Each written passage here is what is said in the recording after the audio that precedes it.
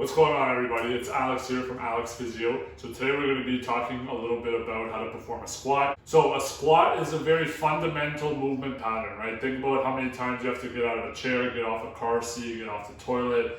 You're performing some form of squat, even getting down to pick up something from the floor. So a squat as an exercise is a very fundamental movement pattern, and not only is it a fundamental movement pattern, it's great for developing strength in your glute muscles, your quadricep muscles, your hamstring muscles, which is important for everyday individuals. It's important for high-level athletes. It's a basis for any sort of serious strength training program or exercise program should incorporate some sort of a squat. So we're going to go over the exercise. We're going to point out some cues and tips to be mindful of, and we'll go from there. So the first type of squat that we're going to go over is just a bodyweight squat. So very simple, no equipment required, but nonetheless you can still get a lot of strength gains, mobility improvements by just performing this simple exercise. So a lot of people wonder, should I squat with my feet pointing straight ahead? Should I squat with my toes out? Should I squat with heel or plates underneath my heels to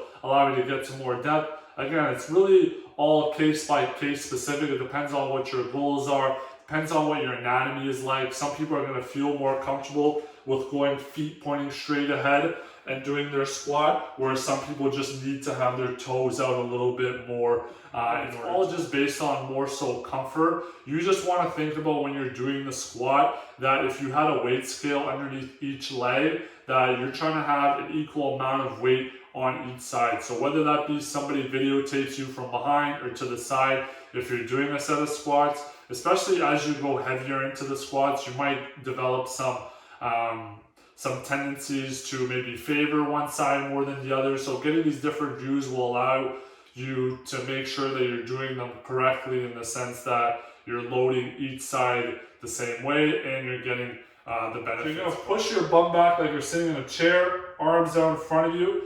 You're going to try to sit in an imaginary chair, and then you're going to pop back up. The amount of depth that you're going to just varies on your goals. Try to see if you can start with about 45 degrees of knee bend, and then once that becomes easier, the lower you go, the more muscle activation you get. The more upright you are, the more quadricep muscles you're going to activate, the more upright your torso is, and the more you lean your body forward, the more you're going to bias your glute and your hamstring muscles, okay? So kind of try to find which one works best for you depending on what your goals are, and go from there. So I'm going to go over a few more. So bum back, body forward if I want the glutes more, drive my hips all the way through, okay? Side view, bum back, body forward, drive my hips through. If I wanted to do more quadriceps, I'm going to be a little bit more upright and drive straight up. So again, squats, deadlifts is more hip focused usually, and squats can be more hips focused or more quadricep focused. The next type of squat we're going to do is we're going to stay with the bodyweight squat, but we're going to do a squat to a box or squat to a chair or squat to a table. The nice thing about doing one of these types of squats is that you know exactly how far you're going down, and you have the luxury of having a surface behind you so that if you were to get unsteady or lose your balance, you would just sit down onto the surface, okay? So same setup with this as with the other squat, the bodyweight squat. You're going to push your bum back, arms straight out in front of you.